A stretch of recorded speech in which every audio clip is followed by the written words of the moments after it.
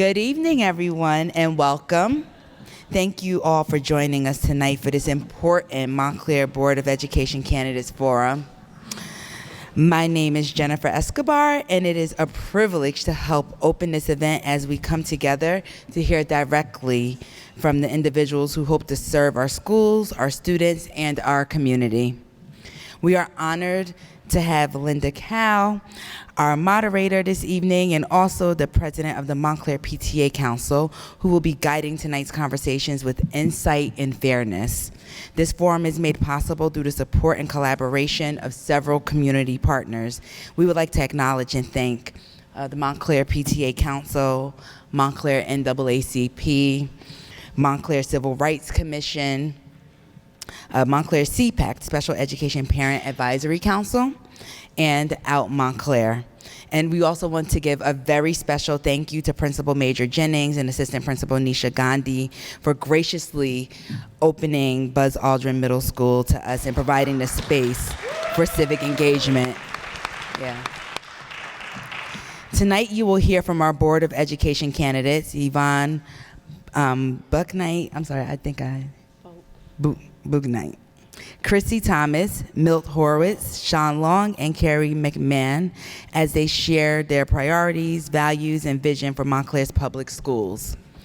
Thank you again for being here, for staying engaged, and for helping to shape the future of education in our community. I will now turn the microphone over to our moderator, Linda.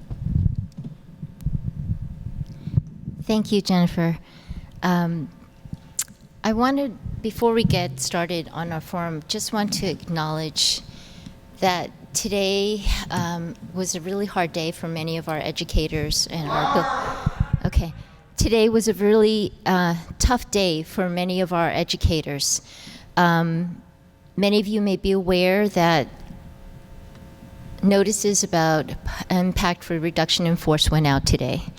So many of our educators went home with heavy hearts, but many are also working tonight as parent-teacher conferences are just about wrapping up in this building and others in the district.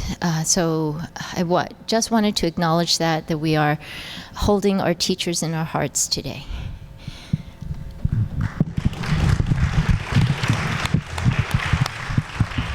So I thank you all for coming out tonight. We have, to accommodate as many parents as we could who are attending parent-teacher conferences, we're starting a little bit late and we have a very tight schedule. So we've asked our panelists also to keep their answers as succinct and to the point as possible. I want to also just say that in choosing the questions to pose tonight, we were kept in mind the organizations that have come together to organize tonight's forum. There have been other interviews, other forums, other opportunities for the candidates to speak. And so our questions tonight, we tried to have some questions that are a little bit different that you may not have heard before to speak to issues that are of concern to our constituents. But of course, the big elephant in the room is the budget deficit, and we're not going to try to skirt around that tonight. Each of our panelists has been asked to prepare an opening statement of 2 minutes in which they'll also share with you their vision for Montclair Public Schools. And I've also given them the first question so they can include that in their opening statement. The first question is, as a potential Board of Education member, what actions or approaches will you suggest the board initiate to rebuild trust between the institution and the community you seek to serve? I'm going to start with Ms. I hope it's okay that I'm going to be a little informal and call everyone by their first names tonight. I'm going to ask Yvonne to start us off, and then we will rotate who answers questions first as we go through that. Good evening, everyone. Rebuilding trust starts with openness, honesty, and listening to the people we serve. If I'm elected to continue serving, I'll focus on 3 things that matter most to our community. First, financial transparency. We're facing a $19 million deficit, and that's serious. But we can rebuild confidence by being completely open about how we got here and how we're fixing it. I'll push for clear, regular updates, not pages of numbers, but plain language reports that anyone, even me, can understand. People deserve to see that we're being responsible for every single dollar spent. Secondly, real community engagement is really important to me. Trust can't be rebuilt behind closed doors. It happens when we invite you, the community, and people in. One step that the board has taken is to operate in public as a committee of the whole. I also want to see more town halls, student and parent advisory groups, and true two-way communication. Because when families, educators, and community members have a voice, we make smarter, stronger decisions together. And third, I will keep, and I always have kept, students at the heart of every decision that I've made as a board member. Financial recovery is important, but our true bottom line is student success. That means protecting classrooms, resources, improving literacy and achievement, and sharing our progress openly so that families see real results. At the end of the day, rebuilding trust means leading with transparency, integrity, and a relentless focus on our children. If we do that consistently and authentically, we can restore confidence, strengthen our schools, and move this district forward together. Thank you. Thank you. Milt? I'm Milt Horowitz, and I agree with Yvonne. Exactly, she's absolutely right. I would also add treating the members of the community with respect and answering the questions openly and honestly. I do think it's important to have a complete forensic audit to find out what happened, because if you don't know what happened, then it's difficult to repair it. And so, and I think that any ideas that the community might have in order to make that possible, I think is very important. And I'll pass it on to Sean. Sorry.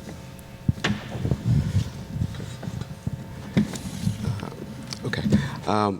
Before I introduce myself, I do also want to take a moment just to acknowledge any Montclair School District employees that have been impacted. I want to recognize how difficult of a time this is, and I want to thank you for your dedication to the students. With that, my name is Sean Long.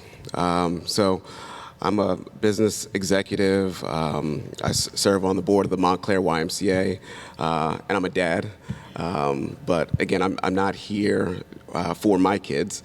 I'm running for the Montclair Board of Education because I believe Montclair's students deserve schools that prepare them to excel in the classrooms and in life. I bring two particular skills to this space: executive experience and board experience. In my view, our district's strategic plan, it does have the right general priorities, but not the right measurements to drive accountability and real progress.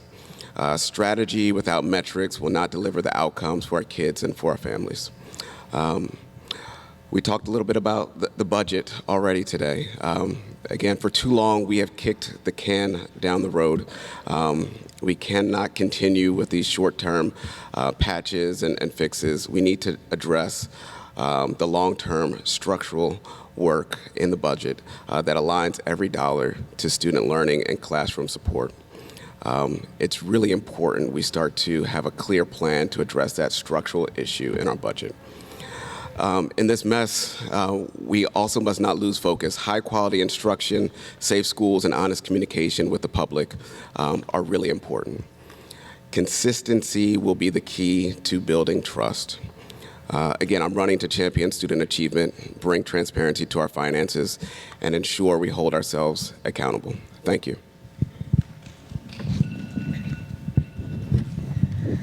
All right. Thank you very much to the Montclair PTA Council, to the NAACP, to CPAC, the Civil Rights Commission, and to Out Montclair for hosting us tonight. These forums are a great way to keep your members informed about the different candidates, but also they're very helpful for us as candidates to hear directly from you about what your concerns are. So thank you for hosting us tonight. My name is Carrie McMahon. My wife and I moved to Montclair over a decade ago to raise our kids in a socioeconomically diverse town with great schools and the Montclair core values of seeing diversity as a strength and equity as a necessity. I have 3 kids currently in the Montclair Public Schools at Watchung Elementary and at Buzz Aldrin Middle School right here. I'm running for the Board of Ed because I've seen firsthand the issues that are impacting our district, and I would like to be part of the solution. Professionally, I have worked in the pharmaceutical industry in regulatory affairs for 15 years, and as the name suggests, the regulatory department interprets regulations, rules, and guidances and ensures that our company is in compliance with them. Compliance will be relevant for the board for this coming term. I'm also someone who leans into community service. I have board experience serving on the board of a local nonprofit called Impact 100 Essex, and the board of my church down the street, St. James Episcopal Church. I served as a 2-year term as PTA president at Watchung School and have co-chaired several committees, including the SATP committee. That work enabled me to collaborate with teachers and administrators to find the most effective ways to benefit the school and the students. And at this moment, the top priority for our district is the $20 million budget deficit and balancing the budget with as little impact as possible to the students and staff. And as was already acknowledged just this morning, over 100 staff members received notifications about terminated positions or being reassigned. There's a lot of uncertainty and confusion out there, but there's one thing I'm 100% certain on. I want to be part of this next 3 years on the school board for our students, our teachers, and taxpayers. Thank you very much.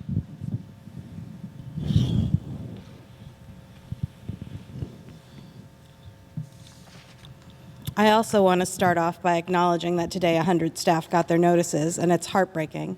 For me, rebuilding trust starts with showing up, listening, and following through. When emails don't get answered, when Oprahs go unfulfilled, when meetings get canceled, trust disintegrates. I'm running because I want every family in Montclair to believe that their voice matters. Even when times feel uncertain, like right now, there's someone they can write in with an MBA, a master's in public policy, and a law degree who's listening, shows up, and will follow through for them. Too often, taxpayers, families, teachers, and students feel unheard and confused.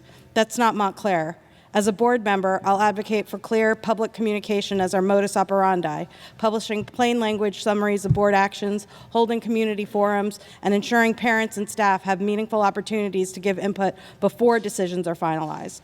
I really support the board's collaborative relationship with the superintendent in holding the private meetings in public so our community can see how decisions are made. Ms. Turner's on the right track.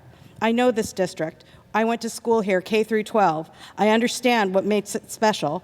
As a parent of a current student living with crumbling infrastructure, out-of-date technology, declining test scores, and a $12 to $19 million deficit, I understand that we need to get back to a unique approach that strategically built equity into every aspect of a magnet school education. My MBA and MPP helped me to understand budgets and data. My law degree helps me to understand legal parameters. As the daughter of immigrants of color who wanted to age in Montclair and as a solo practitioner and single mother, I understand the importance of a fixed budget and practical solutions. As a PTA mom, I understand tapping into the genius of talented citizenry to forge the most innovative path forward. I believe in aligning smart spending with our community values. I'll ask the same tough questions you would. That's why I'm running. This is our district, and we can make Montclair a shining example. Write in Chrissy Thomas for Board of Education. Montclair made, ready to lead, committed to the success of our schools and our town. Thank you. Thank you all very much for those thoughtful answers in your opening statements. The next question is, serving on the Board of Education takes a collaborative effort.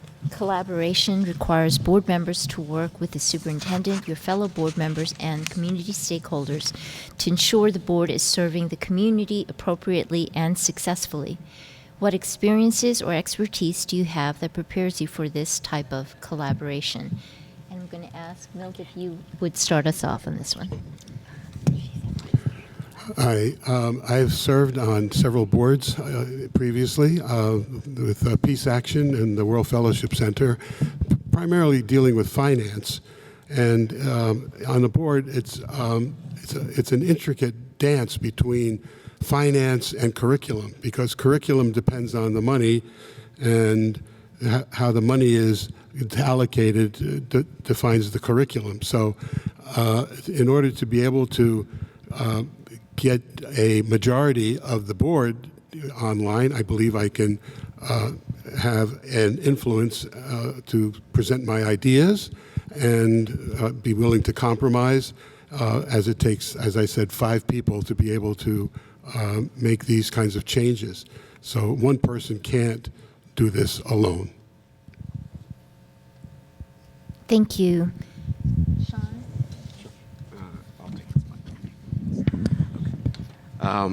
So collaboration. So one of the examples I would offer up from collaboration, when I think about what that looks like in practice. As I shared, I sit on the board of the Montclair YMCA. What I'll share is collaboration is not just with the board and its CEO, but also with the community. A recent example is at the Y. I don't know if we have any swimmers here or parents of swimmers, but the swim team did not have swim caps for young children that might have, particularly young black girls with braids. And this was brought to me by the community. And when I think about collaboration, it's, for me, starts with listening to the community, understanding the role that you play on the board, being able to share that back, understanding what policies are in place, and being able to advocate effectively to get results, not just for the organization, but for the community that you serve. Thank you. Thank you. Okay, with collaboration, I have been a part of teams my whole life, starting from youth sports as a kid, and I'm actually a coach of youth sports right now. But in a professional sense, in regulatory affairs, you have to take information from every single department across the company and compile that information into one big data package that is a compelling, persuasive argument to the health authority that talks about why the product is safe and why it's effective and why people know how to use it properly. So that goes, you then have to interact with a variety of personalities, a variety of people who have different motivators, and be able to harness that energy and move it forward in one direction. One thing that I'm really heartened about by this budget deficit that we've had right now is that we have so many folks that are willing to step up and offer their services and their expertise and their talents, and I think that collaboration is going to be imperative for us moving forward together. Thank you.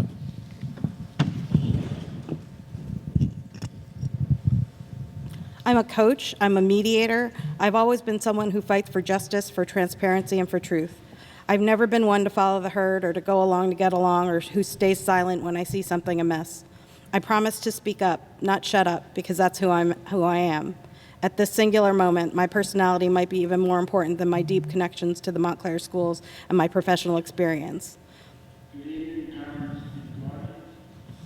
Excuse me? Sorry about that, Chrissy. Sorry. The parent-teacher conferences are still happening, so I'm old bear enough with to us put on for my a moment. glasses to hear better.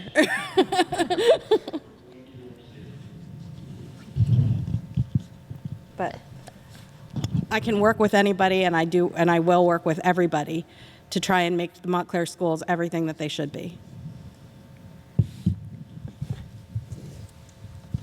Collaboration is key. I've served as a member of this Montclair Board of Education for the past 2 years. I've worked very closely with Superintendent Turner over the course of the last 3 months that she has been here working and collaborating with us. I've worked in many committees, not only here as a school board, but as an educator. I was a trainer, so I had to work with some teachers that were not so ready to work with me because I was sent in to make a difference in the learning styles and to show teachers best practices. So I was able to make a difference in that way. I am a listener, so I don't just work where I'm going to tell you what to do. I'm here to see how we can work together to make things better for the students that I'm serving. Okay, thank you all. That makes me hopeful that we are going to have a smoother process going forward. The next set of questions is pertaining to finances or the budget. How will you reassure the community that you will read and understand the proposed budget each year? What will you do to ensure that the community understands the process and what role they can play? And I'm going to ask Sean to start us off. No, all good. And just so I'm clarifying the question, how will I ensure I'm able to read the budget? That you will read and understand the budget fully before you're asked to vote on it. Yeah, okay. That's really important. So you do need to be able to read and understand the budget before. So a couple things need to happen, right? You need to make sure that you have the budgets in a timely manner, right? So that is step one. You have to have them in a timely manner. So that's really important. I do think you also, for me, one of the things I think about is using available technology to better understand and process large sets of data. When I think about some of the Gen AI tools, I use often ChatGPT or Claude to process large data sets. That's something that's available to us today to synthesize and process large sets of information. That is something I use professionally. I'd continue to use in this board capacity as well to understand the data, synthesize, as well as really understand where we have deviances that I believe should be called out. Anything that has a deviation of 2 to 3% should be flagged and called out for us to review as a board as well as a community. So those are some of the ways I would start to think about identifying and using available technology to understand and provide more visibility. Thank you. Yep. Carrie? And was there a second piece about ensuring Yes, the public? The second piece was what will you do to ensure that the community understands the process, the budget process, and what role they can play? Thank you.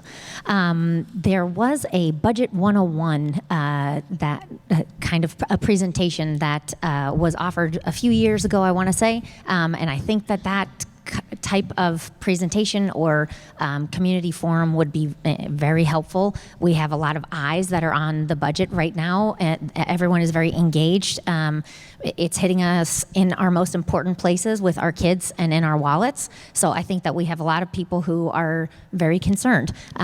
So I would say getting some kind of a Budget 101 course for the public, for the community, but also part of the budget that I would love to see is data going back 5 years and also some projections moving forward of this seems to be where we are getting caught up in our budgeting for the current year, but also trying to make projections for the year ahead. So that's what I'd focus on. Thank you.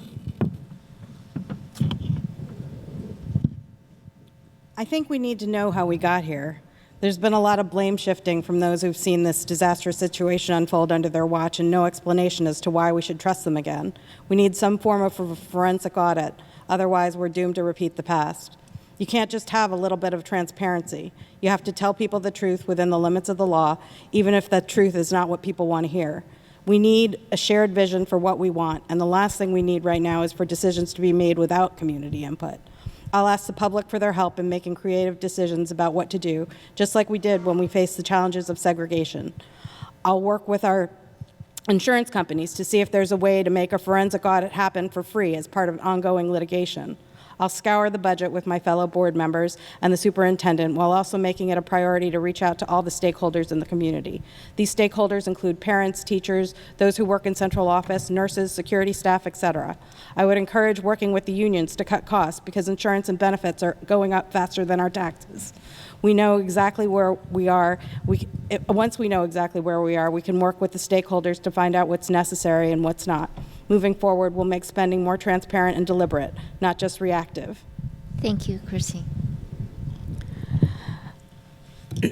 To ensure the timeliness of a budget, I think it really has to start now.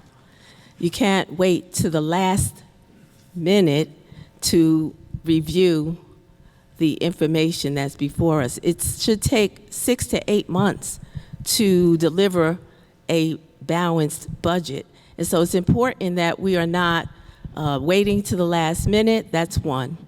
Number two, it's important that it's in friendly terms so that people have an understanding of what the numbers mean as it relates to student achievement. That is our goal, to make sure that students are achieving. And therefore, that money needs to be directed to student achievement. Webinars are really important, training for the board members as well as the community.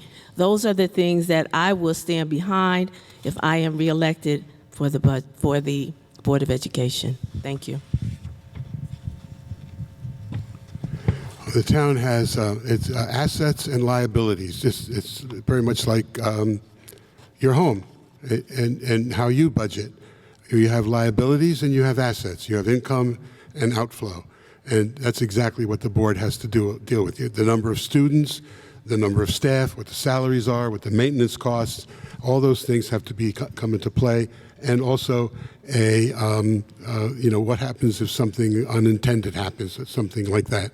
So it's all these numbers that have to be put together in a coherent way, and to find out, what all the priorities are, including what the town wants, what you as the community want for your children, and then that has to be put into numbers and budget so that we have the appropriate way of dealing with the expenses.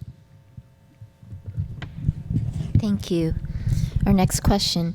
Please explain the approach you would use when saying no to particular programming and staffing requests due to budget constraints. Carrie, can you start us off? Yes.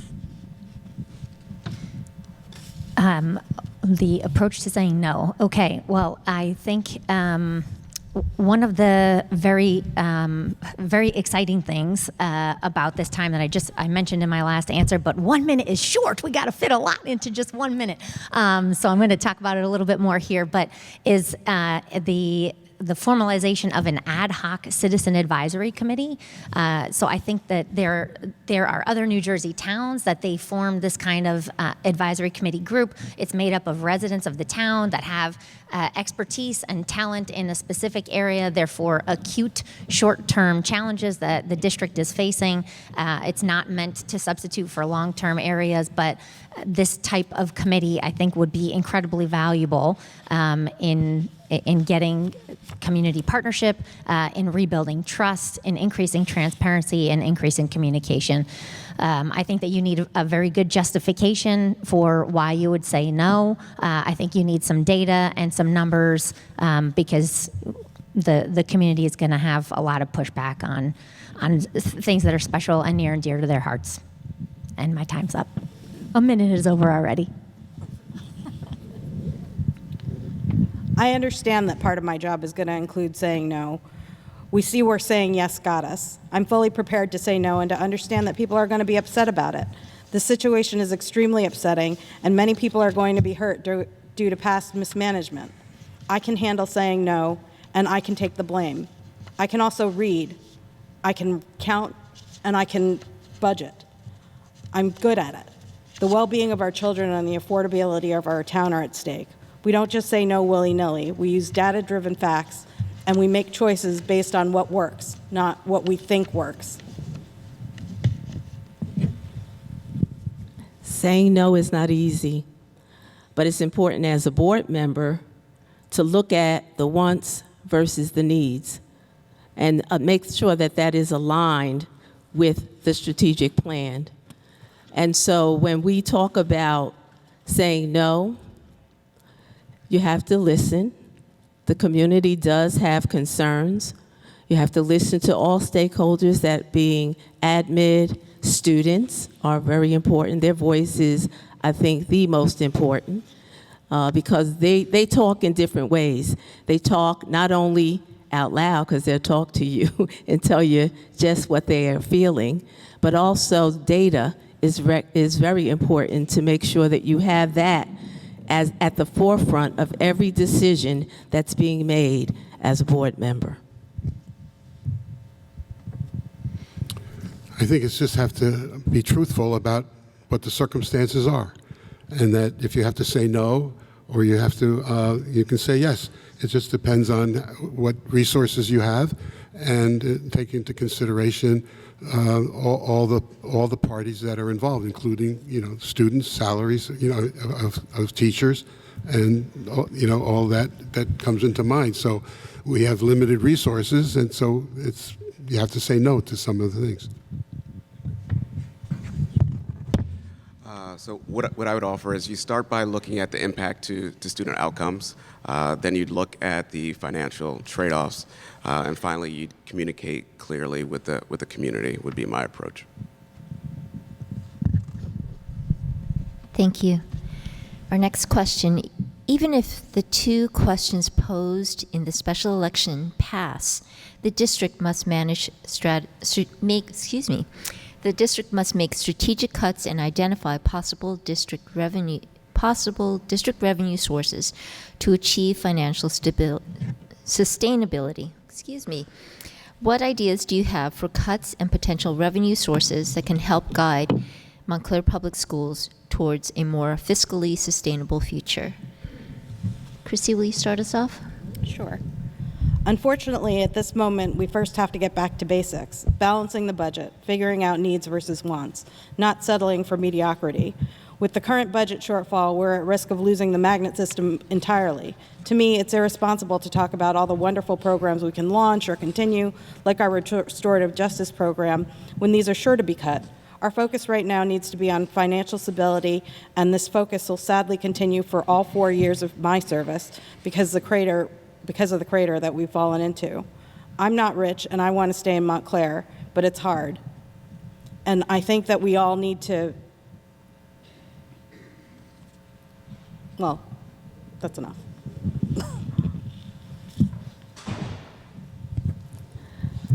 That's a great question. It's important to evaluate the programs that we are trying to implement and work to make sure that they are successful. Grants, also, that's another way to make sure that whatever is not in the budget can be funded through grants. It's really important to make sure that you are constantly looking at what it is that we are doing, and is it going to be something that is going to help to sustain the achievement of the students, the success of the district, and knowing that it's important to evaluate the programs just to make sure that they are working and successful. I agree that grants are very important, and perhaps a grant writer, if some of you might be grant writers, we could use your help.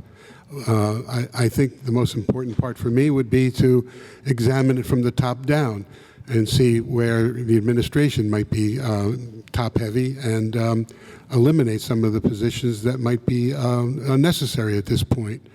So I think that the students are very important, and financing that, and maintaining good teachers. So I think those are the most important parts of what a budget should maintain. I'd like to just build a little bit on the idea of this community advisory council.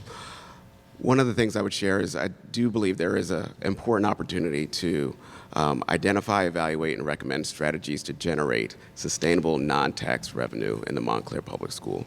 through partnerships, facility optimizations, and innovative funding models. So this does take some strategic framework that we need to put in place. As I think about the roles and the kind of work that would need to go into place to deliver against that, all things really need to be in the consideration set. But it does take, in addition to when you think about setting that up, the right operating model to be able to have folks with the right areas of expertise to be able to deliver against that and inform not just the board, but the administration as well to start to drive some of these additional revenue outcomes. Thank you. Thank you. I also think that leveraging that community advisory committee for this exact thing is going to be very helpful. We already have a lot of informal working groups going on that are trying to do this exact thing of how can we generate new revenue into the budget, and how do we decrease some of our really big expenses. So one of the things that one of the aspects that people are considering right now in an informal way are aspects of things like busing.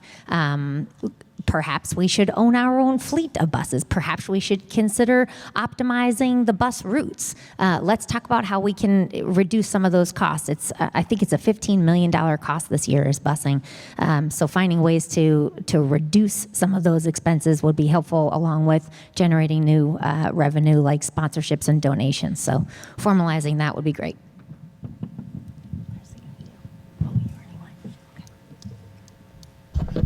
Okay. The next question just is asking you to expand on some of those thoughts there. What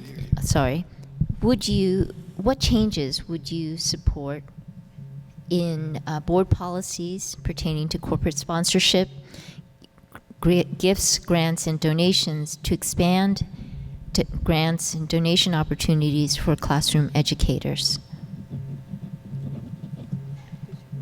Sure. Sorry. The board currently has policies on corporate sponsorship and another policy on gifts, grants, and donations.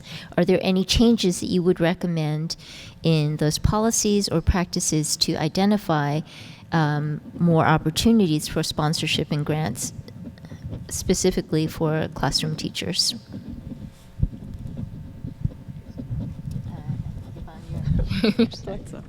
Oh, yes. Many of the policies that come before us are mandated by the state.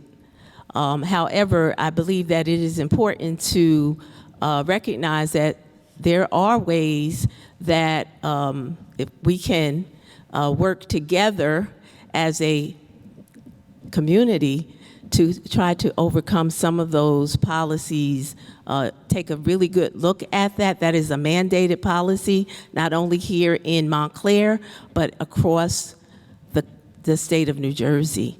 And so I think it's important for us to get creative. And like we have our MFEE, we have our Weston Awards, and let's do more of that. Think of other ways to optimize the funds that can help to support classroom teachers to do the innovative things that they've been doing for years in this district. Thank you. Actually, I don't know enough about to answer this question, so I'm going to have to pass this on to Sean. Yeah. While I'm not familiar with the policies in place today, what I would say is I would certainly advocate for reviewing of the policies. As Yvonne shared, a lot does come down to from the state that we do adopt. I would certainly advocate for us looking at as much as we can expand to support. It's a no-brainer to bring in more, particularly to support our teachers and our classrooms to deliver the work that they do for our students. I agree. I think reviewing the policy and seeing where we can enhance or make it still fit the mandatory requirements pushed down by the state, but have it suit our purposes for now is going to be very important. Yvonne brought up the MFEE. They do incredible work in town. They offer mini grants for teachers and just do fantastic things. I think that there's a lot of people approaching them right now to try and even expand some of the great work that they're doing, and leveraging our community partners, I think at this time is going to be very important. Thank you. I'd want to know what the sponsorships mean and if they're positive and work with that, and we can do it within the law. Of course, we want to leverage the amazing people and organizations and corporations that are willing to help us, like MFEE, like Montclair Film, like organizations that are already in place that are great learning opportunities for our students and may even point to a way to leverage our magnets so that they're in tandem with corporations. But the whole idea of, I draw the line at where it becomes the responsibility, like where we're beholden to the sponsor.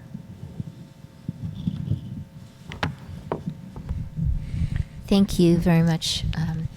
We're going to switch now to the topic of curriculum and instruction. And the first question that we have is, what policy or practice changes would you recommend to ensure equitable access to and participation in higher track courses at both the middle and high school levels, especially since support for students who may be underrepresented or have particular needs for services may be impacted by the proposed budget cuts? I think that the resources have to be equitably applied, and I think that in order to have students in advanced courses, we have to start from the very beginning, meaning pre-K. And so that means all those resources across the board. So we have to look at individuals and we have to look at the student body as a whole in order to be able to allocate the resources in an appropriate way in order to make sure that they're meeting whatever the state says what the requirements are. So unless we change those requirements, we're stuck. So, so the resources have to be allocated in that way to make sure that starting from the very beginning, that the children are prepared to handle advanced material. Yeah, no, you're good. A couple things I would think about is I do think it has to be applied equitably across. I think there's an opportunity for, again, going back to some of the communication, right? Like as a parent, just understanding what's available for your kid sometimes can be overwhelming, right? If you're on the right WhatsApp or not, or it can be a little confusing and a little overwhelming. So whether that's your kid navigating, AP or advanced courses, or they need additional support, those things are overwhelming. So I say there's an opportunity for more clear communication. I think our website's pretty challenging to navigate, and I find myself to be somebody that's pretty savvy as it relates to being able to navigate a website. But I think that information needs to travel a little bit more clearly. I'd also say I know there's been some work in the high school for some of the AP boot camps, particularly for students of color, to bring them along. As you think about the opportunity gap, and when you look at the mix of those classes, there is certainly something that's happening along the way in the school system where the AP courses, the diversity notes, do not reflect the diversity of the school district. That is something that we do need to have additional focus on. Thank you.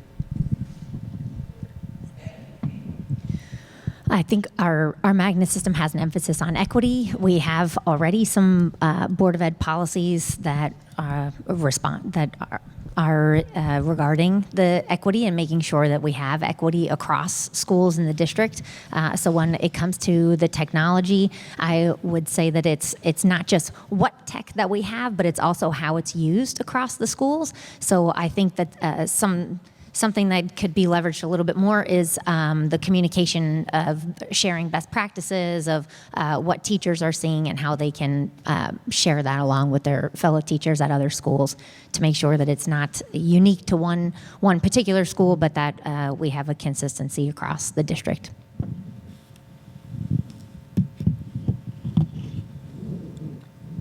Diversity is Montclair's strength, but equity has to be our goal. The achievement gap in Montclair isn't new. It's a legacy issue, and it's tied to opportunity, access, and expectations. I'm a proud graduate of the magnet system, and I know how powerful it can be when it's equitable. But I also know we've drifted from that original vision. I'd push for equity audits that go beyond test scores, looking at who has access to enrichment, advanced coursework, and experienced teachers. We need early literacy and math interventions that actually start before the gap widens. I'd also ensure our hiring and mentoring practices reflect the diversity of our community. Representation matters. Equity can't be a slogan, it's got to be a structure, and we need to rebuild it intentionally. Could you read the question again? I just want to make sure that I'm touching on the right points. Sure. What policy or practice changes would you recommend to ensure that equitable access to and participation in higher track courses, both the middle and high school levels? Equity is really the heartbeat of this district in terms of diversity. However, there has to be actionable items behind that. We have implemented support for students in the high school level for AP as an AP boot camp, but I think it has to start earlier. Middle school is where it needs to start, where we are introducing not only the students but the parents to, like, why is it important for the student to take an AP course or an honors course? Also, our universal pre-K, that is a goal that we have began, and I think that is going to make a difference in building the equitable access here in this district for all students. It's going to give us the support that the students need early on so that they are ready to take the higher level courses once they get to the high school. Thank you. Thank you. So the next question, do you support including student voices in curricular decisions? If yes, how? If no, why not? Sean? Yeah, I think it'd be great to get more voices included. The how, I think I'm open to. What I would be curious about is how that's been done in other districts. What I would share is many challenges that we face in the district are not necessarily unique, and I think our ability to communicate across and learn from other districts, there's probably an opportunity for us to just share knowledge across. So that'd be one I'd be really curious, some of the best practices that have worked well in other districts to understand what's been successful and if there's something that we can learn from to implement here. Thank you. Thank you. Yes, I think having a student rep is very important. We have one right now that serves, he provides an update at every Board of Ed meeting as a community partner with the student representative. And actually on Sunday, Linda, you mentioned already that there will be another candidate forum with the Montclair High School students in the CGI group, along with NAACP, the youth group there. So the voices of our students should definitely be heard. It shouldn't just be an impact and a consequence. We should hear from them directly about what some of their experiences are. I agree. Students are the biggest stakeholders in all of this, and we're doing this for them. It's not about us. So I think I've seen them at town council meetings. I've seen them at Board of Ed meetings, and there is a student representative already. I think that not including them would be a huge, grave error on our part. Student voices are critical in everything that we are doing here in Montclair. It's important, and early on, you have to begin to listen to the student. Circle meetings, that's their first chance to understand and know how to engage in conversations, saying how they feel about different things that are happening in the classroom as well as around the school building. Student councils are a critical piece of education in getting students to voice what they like, what they don't like, and what we have to do is listen. All right, having student representation on different committees, I think is critical. I serve on the Civil Rights Commission here in Montclair. We have a student representative there. We have a student representative on the board. Their voices are necessary. It helps us to ground the work that we do. Thank you. Would you please repeat the question? I couldn't quite get it. Sure. We're asking if you support including student voices in curricular decisions. If yes, how? If not, if no, why not? Yes, I would definitely try to get a student on the board as a representative of the community, maybe even 2 students. I think that things can be filtered up through the students, up through the teachers, to the principals, and then to the superintendent and to the board. So it's a collaborative effort for the community to, and even if your child says something to you as a parent, to let us know, at a board meeting, to make that part of our process. Thank you very much. Now I'm going to turn over the mic to some of our partners. First up is Susan with CPAC. Okay. Good evening. Can you hear me? Good evening. Okay. We have 2 questions, so we'll start with the first one. Many families in our district are increasingly concerned about the amount of time students spend on Chromebooks each day. While technology can be an important learning tool, excessive screen time can be overstimulating, especially for students in special education, such as those with ADHD or other attention-related disabilities. Families are asking for a more balanced approach that supports focus and engagement without over-reliance on screens. How can the board and the superintendent work together to better understand and address these concerns across all grade levels?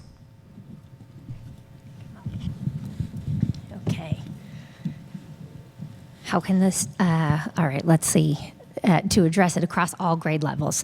All right, with technology, as you mentioned, there are certainly benefits to having technology, and using it in the correct way is going to be a challenge.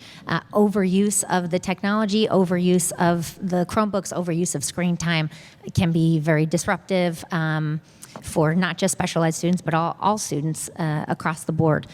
So I would try and take a look at the data. See where we have areas, if there are certain limitations in terms of time per day that we can look at, and that would be where we could set some policy on the board. But this, again, would be an area where we could use some kind of an expert committee to kind of look at this in detail, in depth, and find how to be successful together. This, I don't think going it alone is never the way to find the best solution. I think the more voices that we have to try and work together to find a solution and a specific policy is the best way. Thank you, Carrie. We need to study the data and ask questions about what the best use of technology is in the schools, and if students below the age of 8th grade should even have phones in the schools at all. The no phone policy has been working well, but we need to know what the data is and about when we need phones as a safety issue. I think that we need to not have as much reliance on screens and phones, but to focus on the Chromebooks. I mean, the kids take their tests on Chromebooks now. They need to learn to write. They need to learn to do things without their Chromebooks, and the time to do that is in school. They need to socialize on the playground instead of sitting on their phones the whole time. I think that there's a way to do it, but we need to know the data about what works and what doesn't. And we need to implement policies based on data. As an adjunct professor at Kane University, I train teachers on how to integrate technology into their current curriculum. It's really critical to look at the best practices. If a child is 5 minutes is all they need to spend on the computer or have screen time. It's really important to integrate the technology because it's important for the students to be able to live in this digital world that we are in. I call the children that are here today, they're digital natives. Okay, I am just someone who came into this digital world, but they were born here, and it's not going to go away, but it's important to know how to integrate the technology. Teachers need to be trained, that you need experts so that you can rely on the best practices in order to assure that we are not overstimulating the children with the technology. Thank you. Technology is an excellent way of using it in the classrooms and to amplify what a teacher is saying. However, there's a downside. Technology can also stultify brain activity. For example, AI can prevent people from thinking. If you look at an AI subject, it's hard to tell what voice is coming from any particular student. I used to be able to grade papers and know who did what without even looking at the name on the paper, because each student had a way of writing and a way of thinking as individuals. So if technology can enhance the thinking process as opposed to preventing brain activity, then technology would be worthwhile.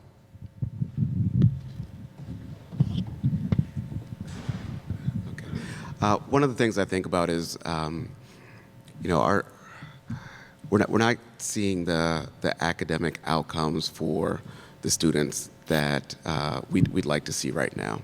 I do think there does need to be a reassessment of the balance of technology and how that's integrated. Again, my concern would be, are we getting the outcomes for our students, for them to ultimately be critical thinkers, and what's the role of technology in that equation. There's probably, again, as we think about over the last 5 years, how some of the best practices have evolved and changed. There is more data available now. We're in a different environment than we were 5 years ago. So again, my curiosity would be, how do we use available data to make better decisions, to get really strong outcomes and develop more critical thinkers in these young people? Thank you. Okay, second question. How can the board promote district-wide consistency in special education practices and programs so that the quality of support doesn't depend on which school the child attends? So I think that's to Chrissy, right? Okay. Could you repeat the question? I did not get the first part. How can the board promote district-wide consistency in special education practices and programs so that the quality of support does not depend on what school the child attends? The curriculum has to be the same. It's the model that is being used for a particular magnet program that should differ. But the curriculum for both special education as well as general ed students should be aligned across the district. I stand behind that. That is what I've always done for 40 years. It is critical. It is the only way to assure that the students across the board are getting the same opportunities for learning. I agree with Yvonne with one addition, that we need to do appropriate professional development for teachers to understand the needs of special ed students, and also to be able to have the appropriate aid within the classroom where there are special ed students. My son had to deal with that, and I had to deal with this Montclair, and especially the high school, for my own son who is a special ed student. And it's up to you as parents also to make sure that your child, if is special ed, is getting the resources appropriately for that child's needs, and to be able to present that to the teachers and the principals and the superintendent.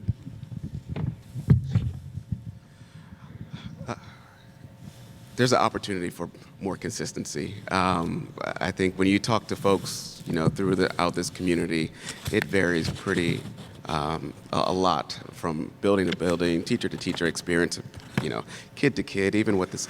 So how I would approach this as a board member, there's opportunity when I think about the role of the board to set goals for the superintendent. I do think for this issue in particular, around students with special needs, around consistency, would need to work with the board that's in place, but to set clear and measurable goals for the superintendent to drive accountability on this issue. That'd be one way I'd think about approaching driving more consistency to the experience of young people with special needs and their families in this community. Thank you. I have also heard about some. I think this is a great question. Thank you for asking it. While the curriculum is the same across all the schools, sometimes the way that it's executed is a little bit different across schools, and that includes the special ed experience. And the way that we as the board would be able to help with that would be to encourage specific professional development, like was already mentioned, for the teachers, also to encourage a system for sharing best practices across schools. If a teacher in an inclusion classroom at one school finds a really great method, this is something that they should not keep to themselves. Let's share that. We have great groups like CPAC who join the parents in communicating and finding ways for the parents to work to learn from some of the challenges or obstacles that other parents have faced in developing things like IEPs and 504s. And so I think that having some of those shared practices across schools would also be helpful. Montclair's magnet schools are a national model, but they require constant care. The original intent was to integrate, innovate, and inspire. We've kept the innovation, but we've lost some of the integration. And integration relates to all types of learning abilities. I think we need to look carefully at the community groups for what they need and how, if at all, the curriculum differs enough so that the students aren't actually getting what they want or what they need across the schools. I think that we need to study that, and I think that the parents need to be the focus of how we can do better as a town. Thank you very much. Next, I'm going to invite Bernard Hamilton from the NAACP to ask the next question. Thank you. First off, I'd like to congratulate you on your willingness to be a part of the be a candidate and represent this township. Most appreciated. The first question is a two-part question. What is your plan for improving the engagement between the Board of Education and the families, especially those who are underrepresented within the community?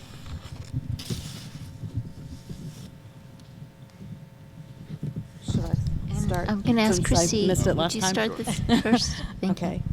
As a board member, I'll advocate for clear public communication as our modus operandi. That's what I said at the beginning, and I mean it. I want to publish plain language summaries of board actions, hold community forums, and ensure parents and staff have meaningful opportunities to give input before decisions are finalized. I support the board's collaborative relationship with the superintendent and having the private meetings in public so that our community can see how decisions are made has been a phenomenal change in what's been going on. I think that having meetings that go longer may actually in some ways be good for people to be able to come to meetings and see parts of them, even if they can't stay for the whole thing, or if they, and being able to access them online is also a big help. Thank you. Yvonne? That's a great question, and it's something that I have been talking with people in the community about. I think it's really important that we recognize that we have to sometimes go where the people are. And so we have to be a little bit more creative than hosting our board meetings at the annex every time. We need to move those board meetings around. That's one way.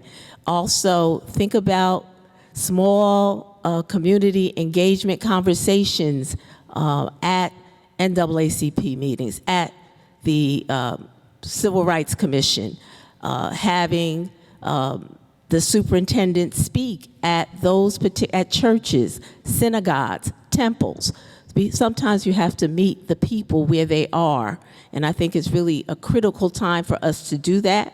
And especially with everything that has come out in the past 4 months, and the community is looking for answers, and they want to know what and why, and I think it's important for us to go where the people are. Thank you.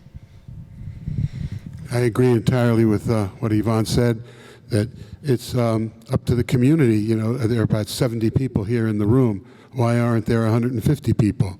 Well, we need to be able to get these people out, everybody in the community, especially parents. And as Yvonne said, various locations in various schools where the board can meet and make it more convenient.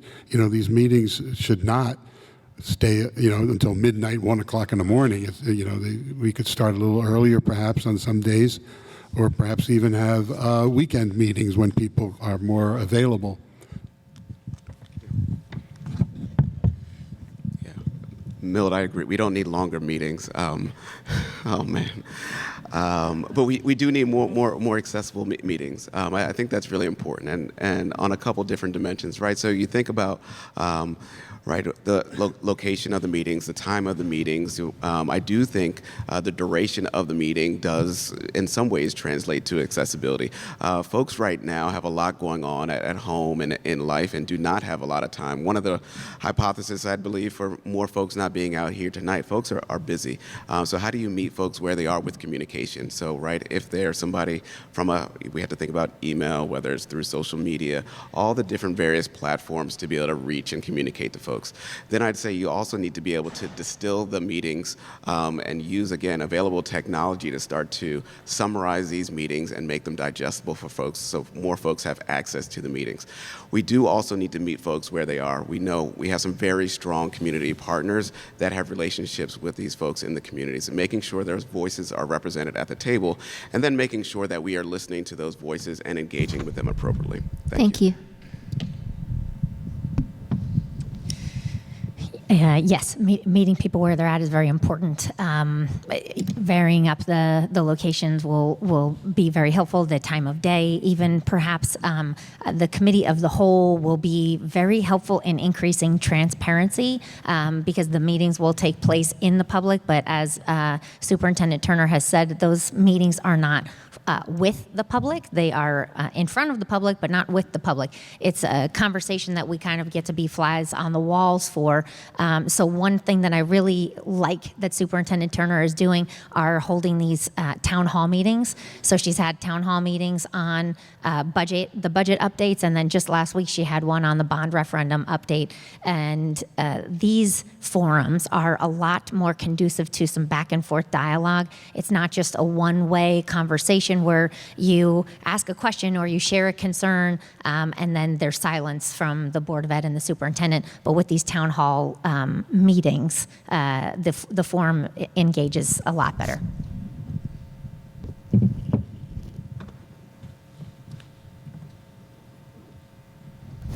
I think that's everybody. Next question. What would be your focus and attention? Speak louder. Is good? Yeah. What would be your focus and attention on addressing the performance gaps within the school system? We've all heard about the gaps on the performances. The percentages have been publicly shared. How were you going to address those performance issues?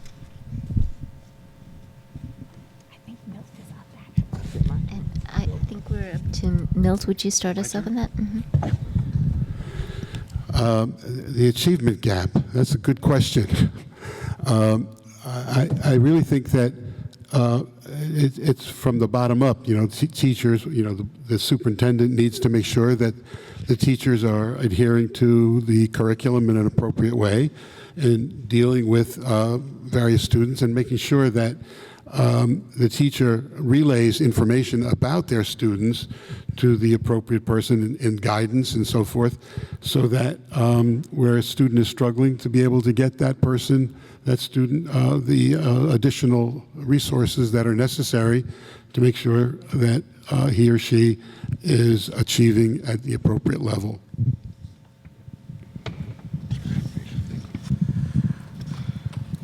So this is certainly one of the most important issues as a community that we can put some energy around. It has been, and I think someone said it's been one that's been pretty persistent in the community that really identifies and champions how much it loves diversity. There's some real work that needs to be done to address this. And it's really critical. When I think about the crisis that we're dealing with, the crisis I think about is the achievement gap that we have in this community. It's a really important one. So we're just making progress on universal pre-K. That's one that's really, really important to continue to expand and support. Early intervention, really, really critical, important. We're just making progress on that early detection in the K through third grade. We also think about the additional resources for algebra and for reading and writing in the middle and the high schools. Really, really important. We're supporting young people with these resources to do this. And then as well as our high performers that are ready for AP classes, making sure we're supporting those students at the top as well. But Thank you, this is one Sean. that does require more time, more energy. This is one of the most important crises in this community we can address. Thank you. The last time that we did an audit on this, the achievement gap was in 2015. It was a comprehensive audit. It looked back at 4 years of data. The findings at the time found that there were significant differences, even as low as the very first time that there were standardized testing, so that's down to third grade. From that achievement gap audit, there were a number of recommendations that came out of it. One of them was the pre-K, and that has started to take off. I know with some of the budget cuts, there was a concern that maybe that would go away, but it seems that we're holding true to that. And that was one of the big identifying factors in ways that we can improve just starting very early on. Another thing would be with course selection as they get older, starting in middle school, actually, it helps to do some kind of academic planning across the board so that folks understand the value of taking some higher level classes and AP classes. History is repeating itself without taking to heart the important lessons of Montclair's past. We had ambitious desegregation and we continue to talk about diversity, yet we have the stubborn durability of an achievement gap. Our population has earned national attention for its innovative approaches, yet systematic disparities by race and class widen rather than disappear. Why? Because of factors outside the classroom: housing, income, access to enrichment, and differential treatment within the schools. They've all continued to drive unequal outcomes. Efforts to address those realities, detracking, expanding equity offices, data-driven interventions, and repeated public battles over policy and governance signal our serious commitment.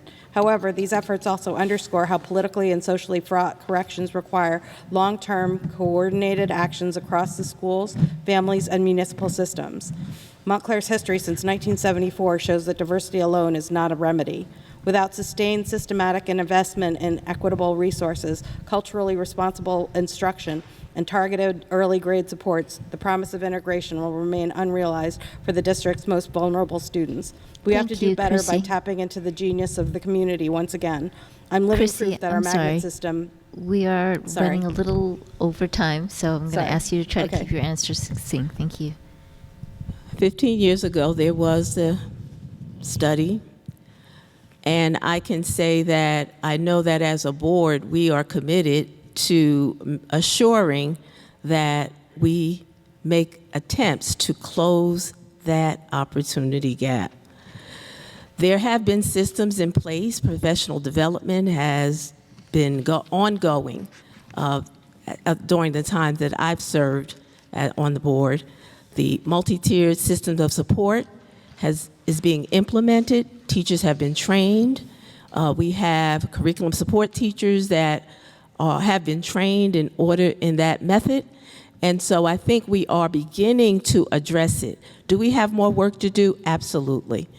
Absolutely. The students of color, they are definitely behind, even though we have seen gains across the district, not only with students of color, but also with students in general. And I think it's important that we say that the teachers are working to close that gap. It's really important that we give them the kudos that they deserve. Thank you. May I speak again? May I add something? If you can do. I would like to point out that when I was teaching, I had decided that to divide my class up into teams of 3 and 4 students. They learned very well from each other. And what I did was, it was difficult at the beginning, to get them to work this way. But after a couple of weeks, they began to enjoy it. And what I was able to see was that a leader in each team would take charge. And that student would be able to teach the other kids in a way that I couldn't. So I could teach to the class, but those other children were able to interpret what I said in a way that the others would learn from themselves. And it worked very, very well. And the poor students became better students as a result. Thank you. Next, I'd like to invite up Rubina Spence from Montclair.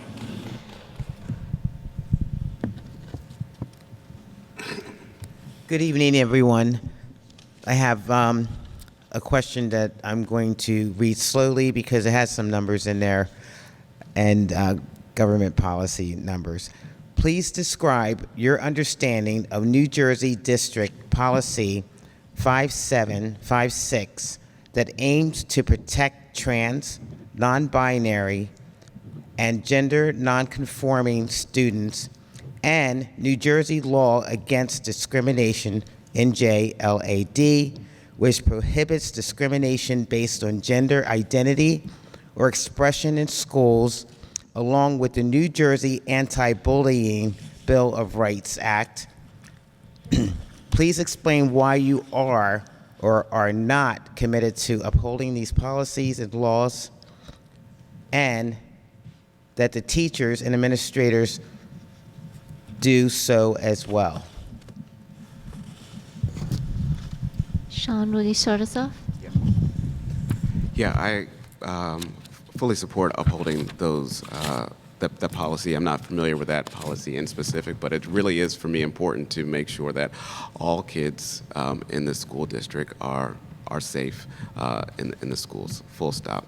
And the teachers and the buildings are supported to be able to bring the consistency and support for the young people in the district. Thank you. I also am fully committed to ensuring that all students are able to learn in a safe educational environment that's free from discrimination. I know the New Jersey law against discrimination, it requires schools to take action that reasonably calculated to end harassment and prevent it from recurring. We also in Montclair are a special place because all 3 of our middle schools and our high school is already established as no place for hate. They're involved in that program. So there's always work to be done, but we in Montclair are sitting in a pretty good position right now. So I feel good about that, and I want to make sure that that continues. Also on the personal side, I have a trans niece in California who's a high schooler, so this hits close to home for me too. So thank you for the question. Every student deserves to feel safe, seen, and valued, and there can be no exceptions to that. I support policies that affirm gender identity, protect student privacy, and include LGBTQ voices in curriculum and staff and training. We can't just rely on policy language, though. We need a culture change, and that starts with leadership. I would advocate for professional development of all staff, review of anti-bullying practices that work and what doesn't, and visible signals of inclusion across all schools. When our LGBTQ and plus students know that they belong, every student benefits. That's what a healthy, modern public school system should look like.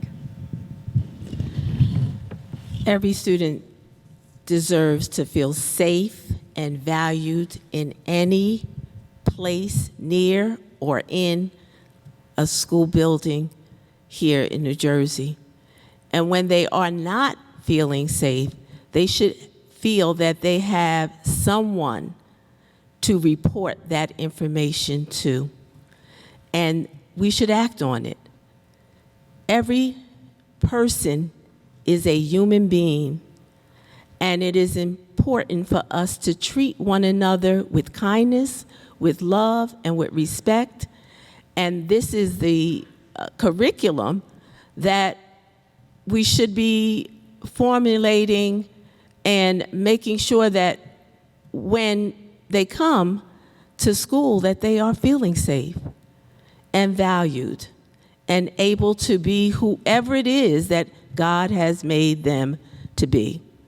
And so it's important that staff and parents and children recognize that the HIB law is something that should be upheld, and it should be definitely more staff development, parent development around that topic. Thank you. I totally agree, and it's important that we make sure that, as has been said, that every student is safe and to take steps to make sure that that happens.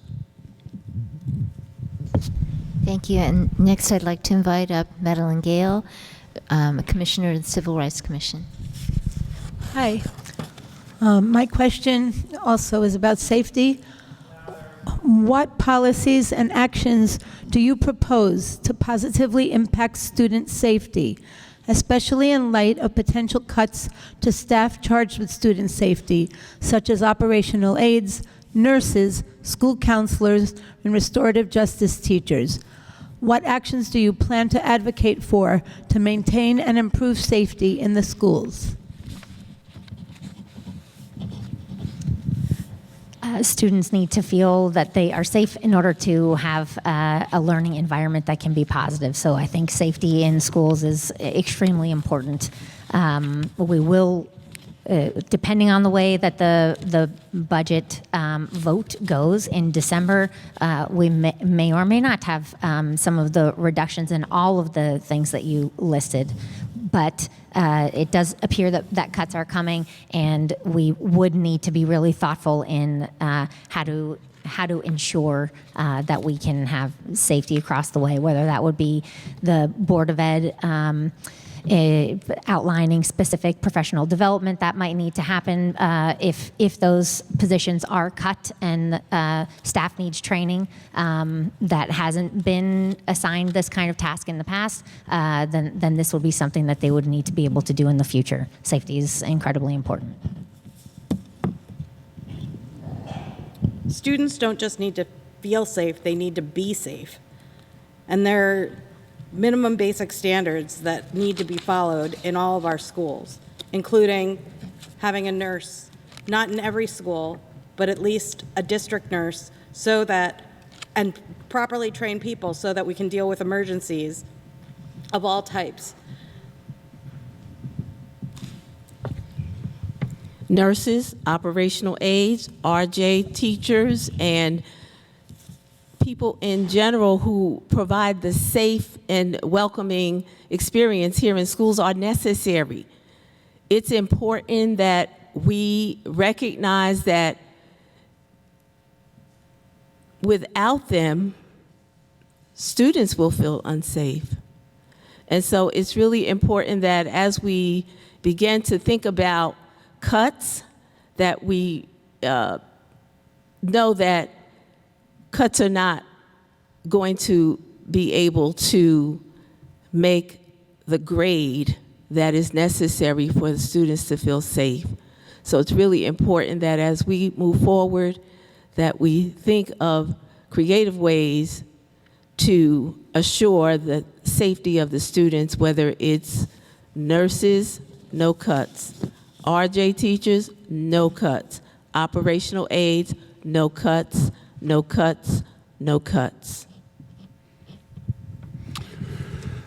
I think it's the board's responsibility to set policy on this issue, that it is the job of the superintendent to make sure that those policies are adhered to and that every teacher, every aide, every person who, even the maintenance people, are aware of the situation, and to make sure that those people report the appropriate, inappropriate behavior of anything that's going on in any school, or the issues of safety, nursing and so forth. I worked in buildings in districts where there was a police officer, off-duty police officers were in various schools to make sure that things were done appropriately. But it really is the superintendent who is supposed to make sure that those policies are adhered to.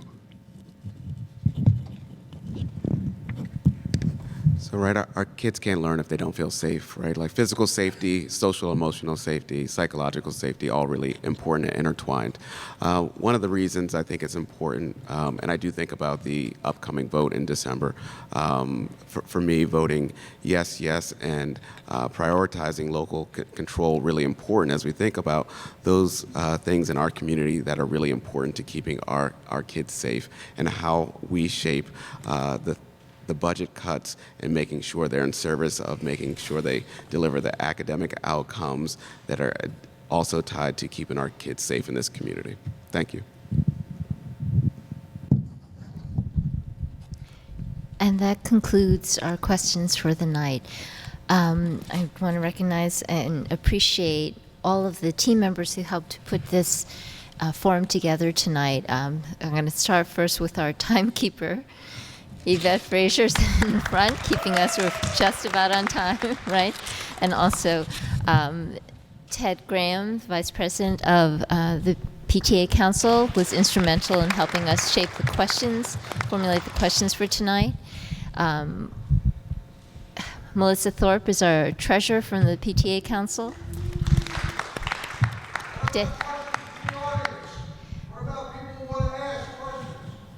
I'm sorry, we were limited in the amount of time that we had, and we tried to make.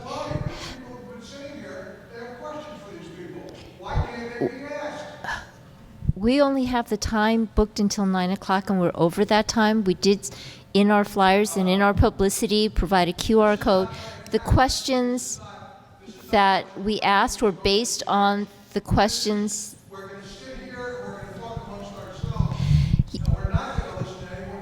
I'm sorry. You're welcome after we finish our formal session to continue your conversations outside. I cannot hold anyone here. As I said, we were allocated the time until 9 o'clock, so I appreciate your patience. We did make that QR code available in all of our publicity so that the community could submit questions, not only from our organizations, but to the wider community as well. And the questions that we asked tonight were based on those that we received from our community. We tried to address questions that were most pertinent to the various organizations that helped to sponsor tonight's forum, recognizing that there have been other forums, interviews, other opportunities for the candidates to respond to other questions, and try to cover the issues.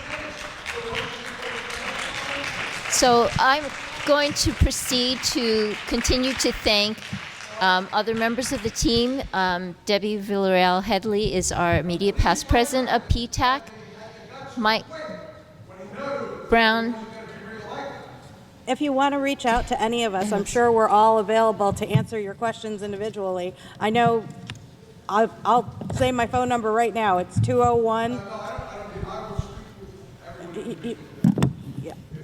We're all Mike happy Brown to is our recording secretary for the PTA we're constrained Council. by the school. And from our partner organizations, I neglected to mention Susan Gardner-Zartman, who represents the Montclair CPAC. Bernard Hamilton is the political action chair for the NAACP. Rubina Spence is founder and co-chair of Out Montclair, and Madeline Gale is our civil rights commissioner. Thank you all very much for your time tonight.